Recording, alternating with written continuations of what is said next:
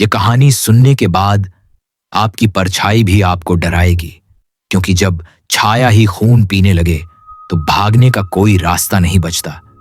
धीमी हवा की आवाज, विदेशी घंटियों की ध्वनि। क्या आपने कभी किसी जगह की हवा को सांस लेते सुना है? नहीं? तो कभी रोमानिया जाइए। ट्रांसिल्वेनिया के पहाड़ों में बसा एक पुराना गांव है, ट्रैक वाला। नाम से ही डर लग रहा है ना? लेकिन डर तो तब शुरू होता है जब आप वहां पहुंचते हैं और पाते हैं कि सूरज उगता तो है, पर रोशनी कभी जमीन तक नहीं पहुंचती। मेरा नाम विवेक मिश्रा है। मैं एक इंडिपेंडेंट डॉक्यूमेंटेरियन हूं। नेशनल जियोग्राफिक और यूट्यूब दोनों के लिए काम करता हूं। मैं यूरोप के सुदूर इलाकों की खोई हुई कहानियों पर रिसर्च करता हूं। और उसी दौरान मुझे एक बहुत ही अजीब ईमेल मिला। If you want to find what lives beyond life, come to ड्रकवाला, ब्रिंग नो वन। पहले तो मुझे लगा कोई ट्रोल कर रहा है, पर क्यूरियोसिटी इंसान से क्या क्या नहीं करवाती। मैं पहुंच गया ड्रकवाला और वहां सब कुछ वैसा ही था जैसा वार्निंग में लिखा था।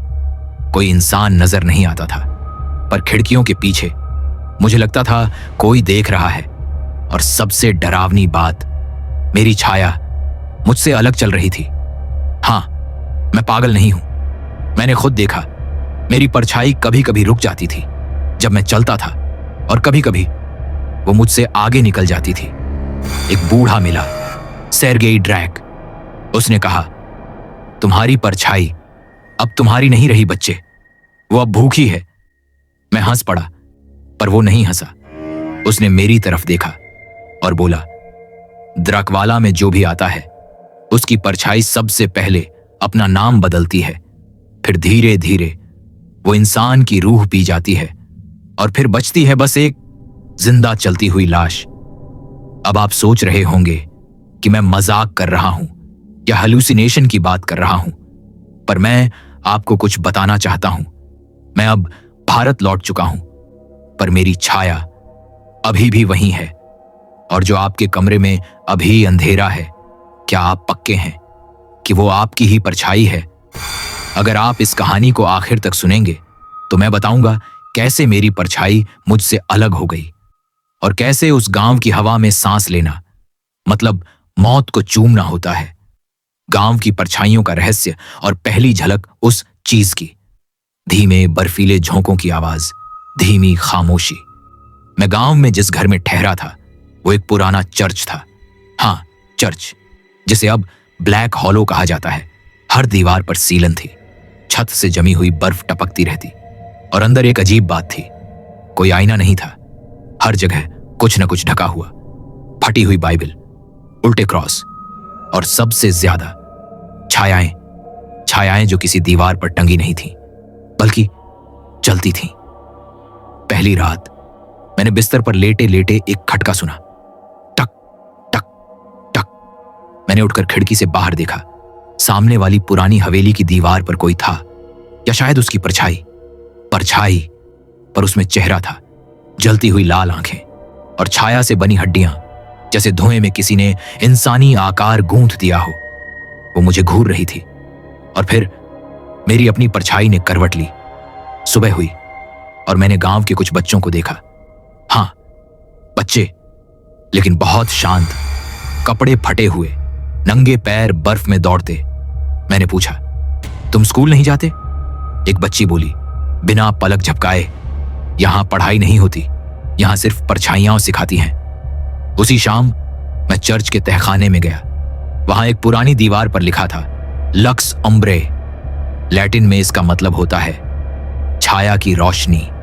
और तभी वहां से एक औरत की चीख गूंजी, तेज, कांपती हुई, जैसे किसी की सांसें खींच ली गई हों। मैं भागा उस दिशा में, और जो मैंने देखा आज तक मेरी आंखें सो नहीं पाईं। एक जवान लड़का दीवार के पास अधमरा पड़ा था। उसके चेहरे पर कोई खरोंच नहीं, पर उसकी आंखें सफेद हो चुकी थीं, जैसे जिंदगी का सारा रस सिर्फ सांसों से ही निकाल लिया गया हो। बगल में उसकी परछाई थी, पर वो परछाई हिल रही थी, जमीन पर पड़ी, लेकिन सांस लेती हुई, धीरे धीरे अपने हाथों से रेंगती हुई, और फिर वो उठी और दीवार में घुस गई। मैं कांप गया, पर तभी पीछे से एक फटी फटी आवाज आई, तू अब नहीं बचेगा, तेरी परछाई देख चुकी है तुझे। मैंने पलट कर देखा, वही बूढ़ा सेरगेई। वो बोला, ये गांव कभी ईश्वर का आश्रय था, पर 1499 में एक पादरी ने एक तांत्रिक को मार गिराया था। वो तांत्रिक इंसानों की परछाइयों से अमृता पाने की साधना कर रहा था।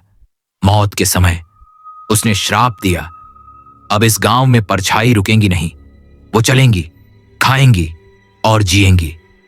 जिसकी परछाई एक बार उनसे मिल जाए, उसका अंत धीरे धीरे होता है। सबसे पहले यादें जाती हैं, फिर सांसें, फिर चेहरा, और अंत में शरीर चल रहा होता है, पर आत्मा गायब होती है। अब तक आपको लग रहा होगा यह सब मिथक है, पर क्या आप यकीन करेंगे कि मेरी परछाई अब मुझे सोने नहीं देती। हर रात बिस्तर पर मेरी जगह पर होती है और मैं फर्श पर गिरा होता हूं, जैसे वो अब असली मयंक है और मैं बस उसका साया। जब छायाएं जमीन पर चलने लगीं और इंसान पिघलने लगे, धीमी हवा में रेंगती सी सांसें, दूर से चर्च की टूटी घंटी, ड्रैकवाला में तीसरा दिन, और सूरज नहीं उगा, बिल्कुल नहीं। आसमान काला था, ना बादल, ना बर्फ, ना रोशनी, बस एक अजीब सी स्याही जैसी परत पूरे गांव पर छाई हुई थी। मैंने घड़ी देखी, सुबह 10 बज चुके थे, पर लगता था जैसे रात के 2:30 बजे हैं।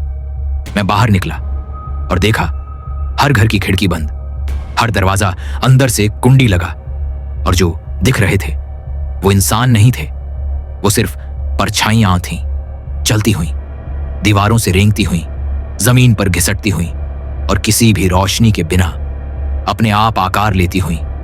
मेरे चारों ओर हवा में एक अजीब सी आवाज थी, जैसे कोई कान में फुसफुसा रहा हो, तू दिखता है, तू सांस लेता है, तू जी रहा है।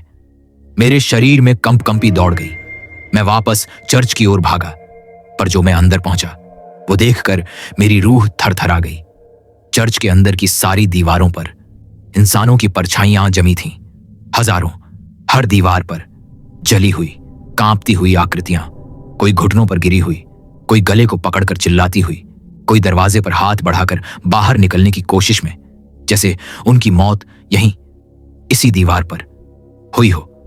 वहीं चर्च के पीछे एक कमरा था, सीलन भरा।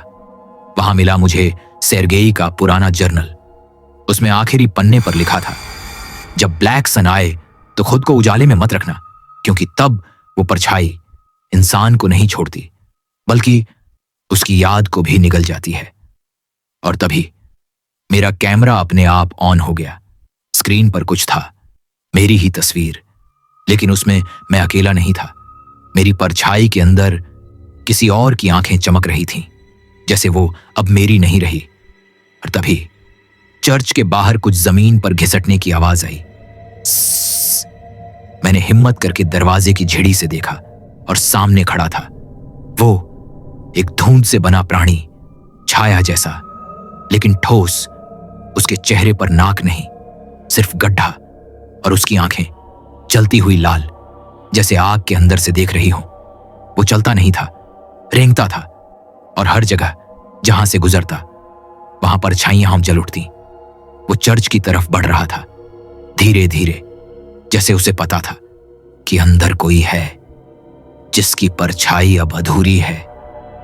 मैं सांस रोक कर खड़ा रहा, पर फिर मेरी परछाई खुद उठ खड़ी हुई और दरवाजे की तरफ चल पड़ी। धीमे धीमे दरवाजे की चरमराहट, सांसों की भारी आवाज और बर्फ में चलती परछाइयों की घिसटती सरसराहट। चर्च के उस पुराने कमरे में जब मैंने अपनी परछाई को जमीन से उठते हुए देखा तो मैं जम सा गया। परछाई को चलते देखना ऐसा अनुभव था जो मौत से ज्यादा सन्नाटा लेकर आता है। वो धीरे धीरे मेरी तरफ बढ़ी, जैसे उसे मेरे भीतर कुछ खींचना था। उसका कोई चेहरा नहीं था, पर उसकी चाल में मेरे ही जैसा झटका था, जैसे वो मैं ही था, लेकिन बिना आत्मा के। और फिर वो मेरे सामने खड़ी हो गई। मैं पीछे हटा, लेकिन तभी मेरी गर्दन के चारों ओर कुछ ठंडा, भारी और दम घोंटने वाला कस गया। मैंने देखा, मेरी ही परछाई के हाथ मेरे गले पर थे। मैंने छटपटाया, पर मेरे अपने हाथ मेरी परछाई के खिलाफ कुछ नहीं कर सके। गर्दन सिकुड़ रही थी, सांसें बाहर खींची जा रही थीं, जैसे कोई मुझे चुपचाप मार रहा हो, सिर्फ अंधेरे में।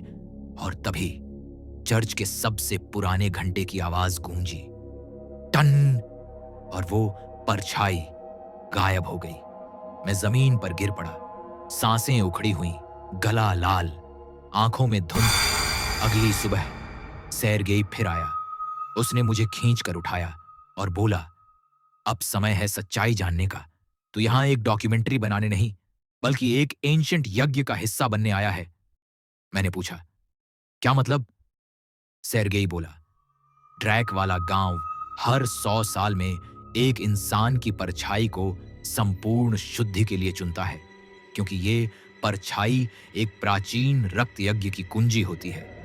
इस गांव के नीचे दफन है एक उम्ब्रावाह, एक जीव जो इंसानों की छायाओं से जीवन पाता है। उसे जिंदा रखने के लिए हर 100 साल में एक शुद्ध परछाई दी जाती है, ऐसी परछाई जो डर, गुस्से और लालच से भरी हो। और इस बार वो परछाई तेरी है।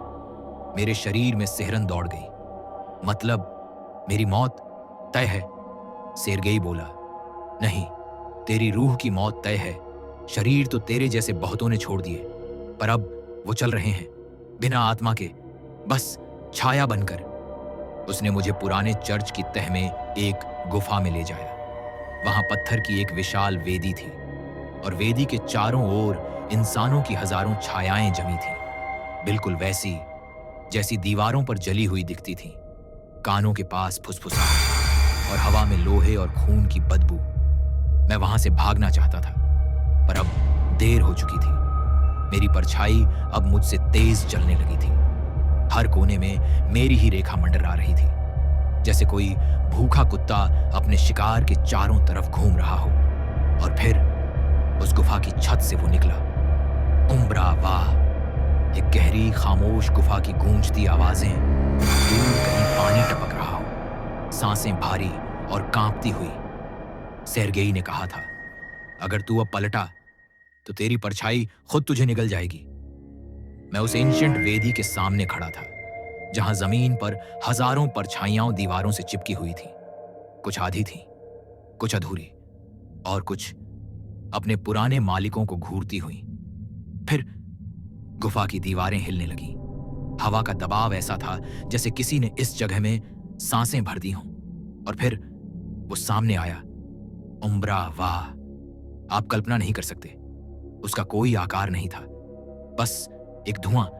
लेकिन उस धुएं में दो आंखें थीं, जलती हुई, ऐसी आंखें जो ना देखती थीं बल्कि यादें खींचती थीं।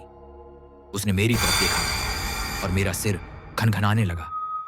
मुझे अपनी मां की आवाज सुनाई दी, बचपन की बातें, मेरी पहली चीख, मेरा पहला गुनाह। वो सब कुछ देख रहा था, मेरे अतीत की हर परछाई। मैं जमीन पर गिर पड़ा, और तभी मेरी परछाई दीवार से